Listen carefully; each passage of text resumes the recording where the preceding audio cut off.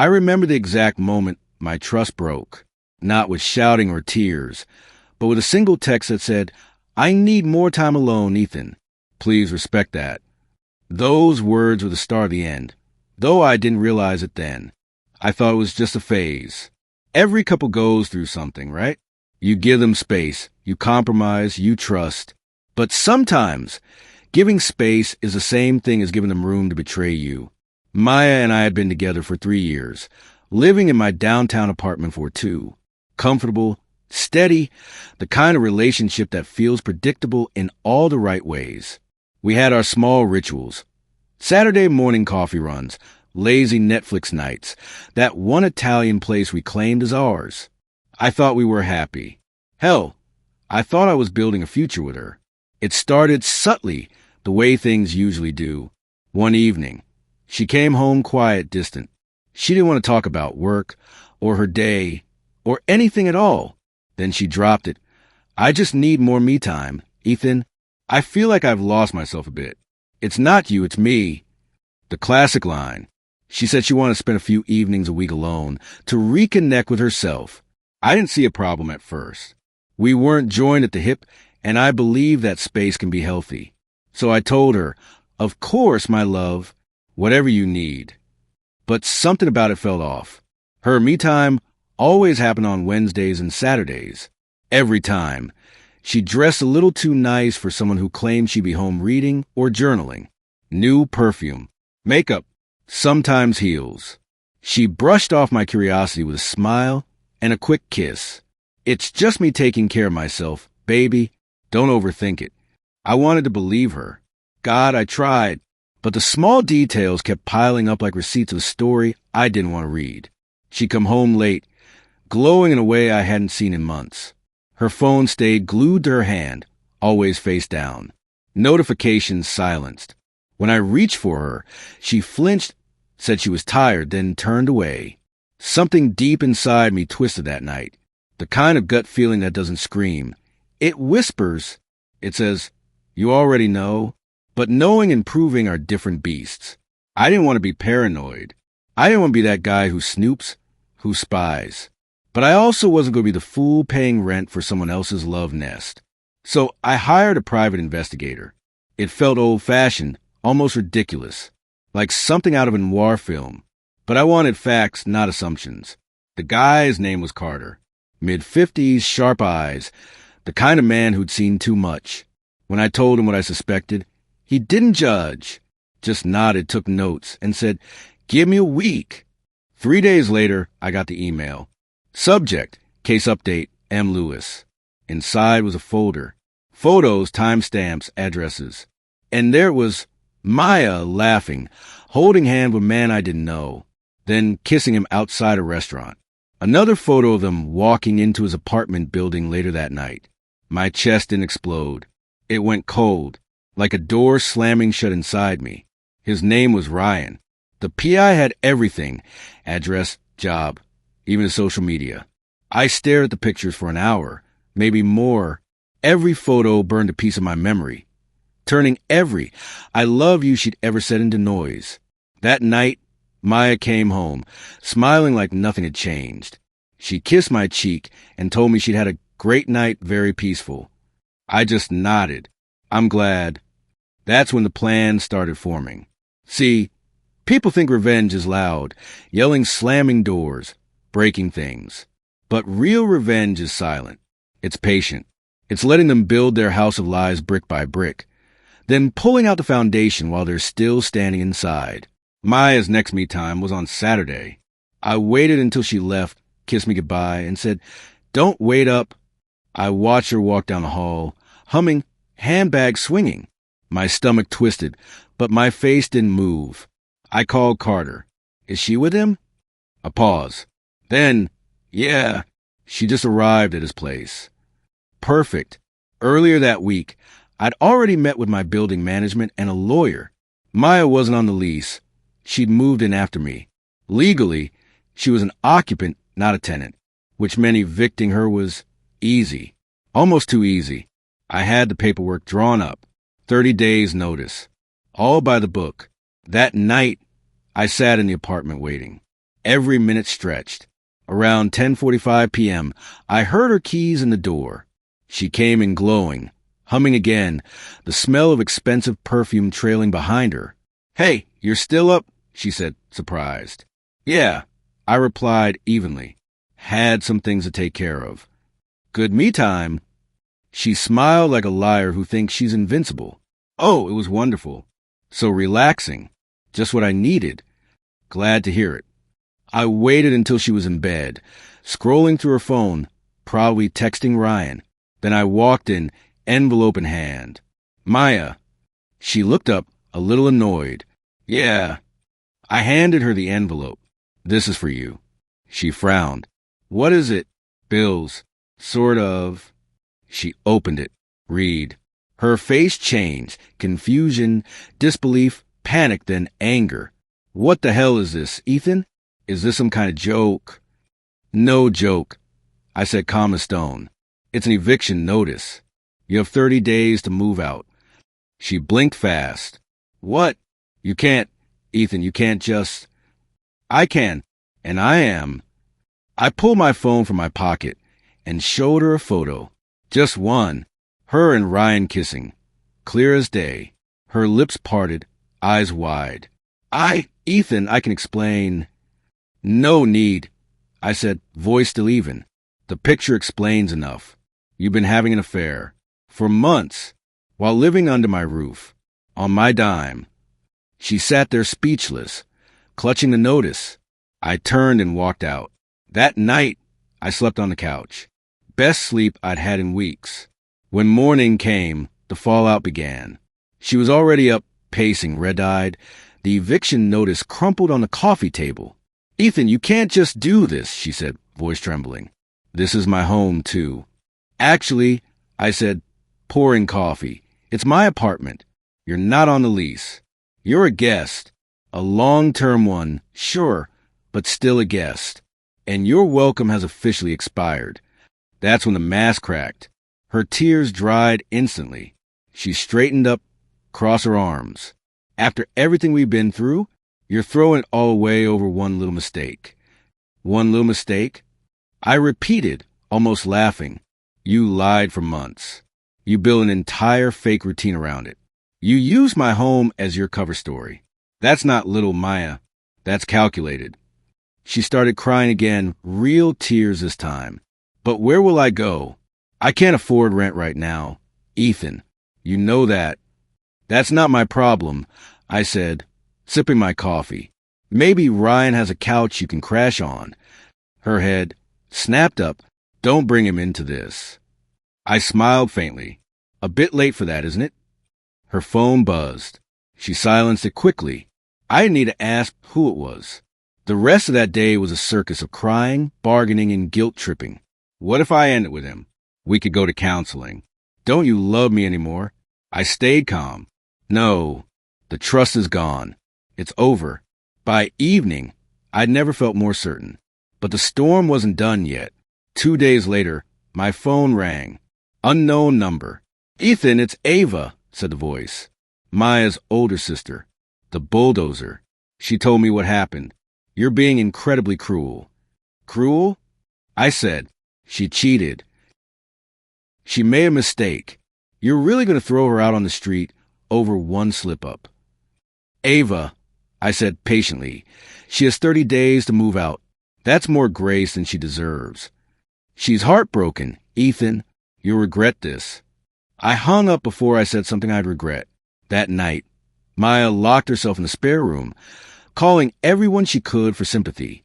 I could hear her crying through the wall, but I didn't go to her. I didn't comfort her. She'd chosen her bed, and I was finally making sure she slept in it. Somewhere else. It's strange how quiet a war can sound when you're living in the middle of it. For days after I handed Maya that eviction notice, the apartment was filled with this eerie calm, like the silence before a storm. She walked around softly, like a ghost, eyes red, voice shaking. I almost felt sorry for her. Almost. But guilt is a funny thing. It fades fast when you remember the photos. Every time that ache in my chest threatened to return, I'd picture her hand tangled in his, Her lips pressed his in the same way she used to kiss me. That image was enough to turn any trace of pity into ice. The first few days after the confrontation, she was quiet, subdued. She'd wake up before me, make coffee, try small talk as if nothing had happened. I didn't respond. I couldn't. She was like a stranger wearing my girlfriend's face. Then, slowly, she began testing boundaries. The first test came when she cooked dinner and set a plate for me. "You still have to eat," she said softly. I thought maybe we could talk. I pushed the plate away. "I'm not hungry." That night, she cried loud enough for the neighbors to hear. By the end of the week, the guilt act had worn off, and what replaced it was entitlement wrapped in anger. Sunday morning, I woke up on the couch to find her pacing the living room. The eviction notice, wrinkled and coffee-stained, sat on the table between us. "You can't do this," she said, voice trembling but louder now. "You can't just throw me out like trash, Ethan. This is my home, too." "No," I said, steady. "It's my home. You were invited to share it. But you don't get to betray someone and still live under their roof. That's not how it works." She crossed her arms, chin lifting. "So, what? You're just going to pretend the last 3 years meant nothing? You're going to let one mistake erase everything. One mistake." I said, almost laughing. "You built an entire secret life around this, Maya. You lied for months. You gaslit me. That's not a mistake. That's a pattern." She blinked, tears forming. "You're being heartless." "No," I said quietly. "I'm being done." She stormed off, slamming the bedroom door. By Monday, she'd stopped trying to cry her way out of it. That's when the petty game started. It began small, using up all the hot water before I showered, leaving passive-aggressive notes on the fridge like, "Some people forget loyalty is a choice." Then came the loud music, the sad love songs that filled the apartment until midnight. I ignored it all. I wasn't going to give her the satisfaction of knowing she got under my skin. But she didn't stop there. On Wednesday, I came home to find her sister, Ava, standing in my living room like she owned the place. She had that same bossy, bulldozer stance I remember from family dinners, the kind that scream I'm right, and you're going to listen. "What the hell is this?" I asked, dropping my keys. "We need to talk," Ava said, crossing her arms. "No, we don't," I replied. "This is between me and Maya." "She's not leaving," Ava said. "She has rights. You can't just evict her because you're angry." "I'm not angry," I said evenly. "And yes, I can. She's not on the lease." My lawyer confirmed it. "She's been living here for years." Ava shot back. "She's contributed. She's made this place a home." I almost laughed. "She picked out 2 pillows and a lamp." "Ava, don't act like she built this place." Maya appeared from the hallway, arms folded, standing behind her sister like a kid hiding behind their mom. "You can't treat me like this, Ethan. I put everything into us." "You put everything into lying to me," I said. "Don't confuse the two." That's when Ava's tone changed. She stepped closer, voice low. "If you go through with this, we'll make sure people know what kind of man you are. Everyone, your friends, your co-workers, your family. You think they'll be proud of you for throwing a woman out onto the street." It was a threat, barely veiled. I looked at her, calm as ever. "So you're planning to slander me because your sister cheated on me and got caught?" "It's not slander if it's true," Ava snapped. "You're being cruel. You're destroying her life." I smiled faintly. Her actions destroyed her life. I'm just cleaning up the debris. Ava's face turned red. "You'll regret this, Ethan." "Maybe," I said, "but not today." I opened the door. "Time to go, Ava." She glared at me but eventually left, dragging Maya with her after a whispered argument. The apartment finally went quiet again, but it was a fragile quiet, the kind that hides storms underneath. That night, I noticed something odd. My watch, an heirloom from my dad, was missing from the dresser. So were a pair of cufflinks and some small collectibles I kept on a shelf. I found them the next morning, tucked under a pile of her clothes in her drawer. When I confronted her, she said, "I was keeping them safe. You're always so forgetful lately.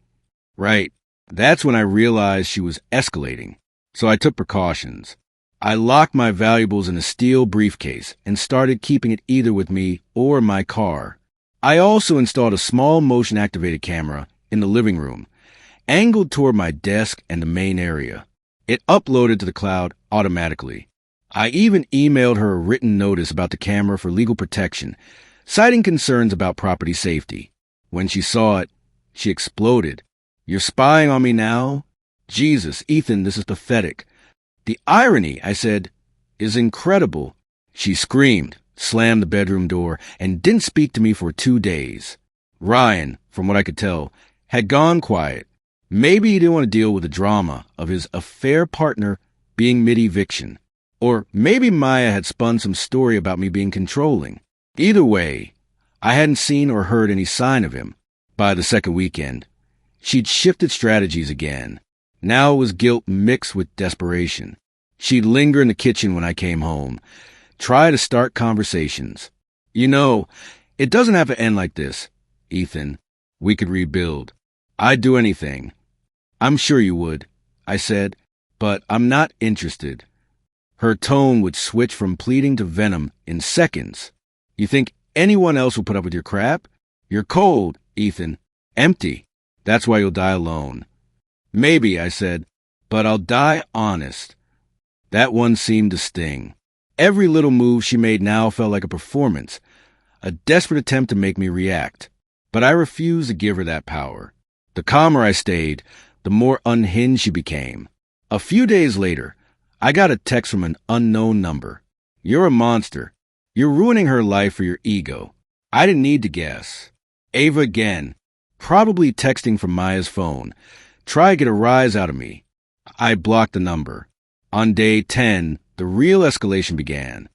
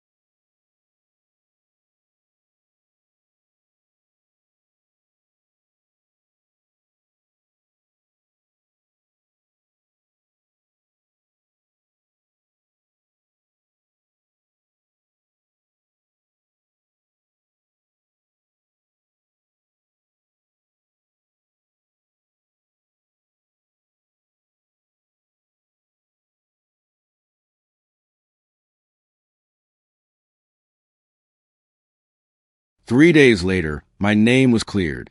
HR apologized privately for stress. But I wasn't done. My lawyer filed a cease and desist letter against Maya for defamation, including a warning that further false claims would result in a civil suit. I didn't expect her to respond, but she did. A week later, a long, rambling email arrived. It started with, "I never meant for it to go this far." She said she'd been hurt, angry, desperate for attention. She blamed Ava for encouraging her to fight back. She begged me to withdraw the notice, said she couldn't afford legal trouble, that she'd learned her lesson. I didn't reply. Sometimes silence is the best message. A month after that, I heard she'd moved back to her hometown. Rumor had it Ryan had dumped her too. Something about too much drama. I wasn't surprised. People like her always think they're the storm until they realize they're just rain in someone else's forecast. As for me, I started over. Sold the apartment, moved across the city, took a promotion, got a new place with actual peace. But I didn't delete the videos. Not out of spite, but as a reminder that love without trust is just a ticking time bomb. And sometimes the best revenge isn't yelling or fighting or breaking things. It's walking away so quietly that they can still hear the echo of your absence long after you're gone. It's been 6 months since that day, the day she left, dragging her suitcase down the hall without looking back. Sometimes I still hear the sound of those wheels on the tile floor in my head, like the last echo of something that used to matter. But time has a strange way of dulling even the sharpest edges. For a while, I lived like a ghost. Wake up, work, eat, sleep, repeat. I didn't talk about her. Didn't post anything. Didn't explain what happened to anyone who didn't already know. People always expect closure to come with an apology or a revelation. But sometimes closure is just acceptance. Realizing you'll never get the answers you wanted and learning to be okay with that. I started rebuilding quietly. New apartment. New habits. I went back to the gym. Started reading again. My friend said I seemed calmer, lighter. I guess when you walk through hell, regular problems stop feeling so big. Then one night, I was out with my coworker Josh, one of the few people who knew everything. We were sitting in this dim bar downtown when he looked up from his drink and said, "You're not going to believe who I just saw." I followed his eyes to the other side of the room. Maya. She looked different. Smaller somehow. Her hair was shorter, her face tired. She was sitting alone at the bar, staring into a half-empty glass. When she spotted me, her eyes widened like she wasn't sure if I was real. Then she smiled weakly, almost apologetically. I turned back to my drink. I wasn't angry. I wasn't even bitter. I just didn't care anymore. A few minutes later, I heard her voice behind me. "Ethan?" I sighed and turned slightly. "Maya." She smiled nervously. "Can I sit?" "Josh looked at me like your call." I shrugged. "Sure." For a minute. She sat down, clutching her glass with shaky hands. "You look good," she said softly. "Better than last time." "Thanks," I said. There was a long pause. She exhaled slowly. "I owe you an apology." I didn't say anything. "I was angry," she said. "When you kicked me out, I felt humiliated. I wanted to hurt you back. That's why I sent that complaint. It was stupid, and I'm sorry. You didn't deserve that." Her voice cracked a little. "I lost everything after that. Ryan dumped me. My job cut my hours. I moved back with my mom for a while just to survive. It's been hard." I nodded slowly. "Actions have consequences, Maya." "I know," she whispered. "Believe me, I know." She looked up then, eyes glassy. "I've been in therapy, trying to fix myself. But I just wanted to see you. To say I really did love you once, even if I ruined it. That one hit different. Because I believed her. In a tragic, broken way, I really did. I think she had loved me once. But somewhere along the way, love turned into entitlement and guilt turned into war. I finished my drink, placed a few bills on the table, and stood up. "I appreciate you saying that," I told her. "But you don't need my forgiveness to move on." She looked up quickly. "So you don't forgive me?" I thought about it. "I don't hate you anymore." I said, "That's enough." She blinked. like she didn't understand. But I did.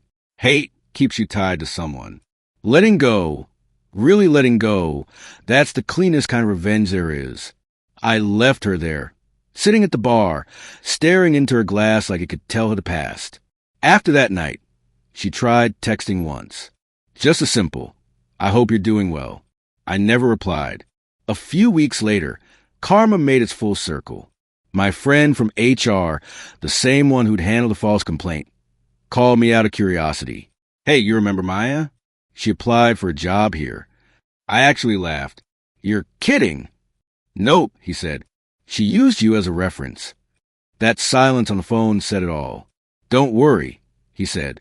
"We didn't call her in. HR remembers the whole situation. Just thought you'd find it poetic." I did. It wasn't joy or satisfaction, exactly. It was closure. The kind that doesn't come with fireworks. Just a quiet sense that the universe has its own way of balancing things out. The rest of that year was good to me. I got promoted, moved into a place with a balcony that overlooked the city, started dating again, slowly, carefully, with my guard a little higher, but my heart still open. One evening, I sat out there with a drink in my hand, watching the sun melt into skyline. My phone buzzed with a message from a new girl, someone honest, kind, steady, the kind of person who didn't make love feel like a war zone. I smiled, typed back, and for the first time in a long time, I felt something that wasn't anger or regret, just peace. People talk a lot about revenge, about getting even, about proving a point. But what I learned is that the best revenge isn't proving someone wrong. It's showing them they never had the power to destroy you in the first place. Maya probably still tells people her version of what happened. Maybe in her story, I'm the cold, unfeeling ex who threw her away. That's fine. Let her have it. Because my story doesn't end with her betrayal. It ends with me, standing on my own 2 feet, free, unbroken, and finally happy. And maybe somewhere, late at night, when she's scrolling through her phone and sees a photo of us buried deep in her gallery, she feels that same sting I once did. Maybe she realizes what she threw away for a moment of validation. That's not revenge. That's reality. And sometimes, reality hurts more than anything you could ever plan. And with that, our story comes to an end, but the real story begins with your thoughts. What would you do if you were in this situation? Let me know in the comments.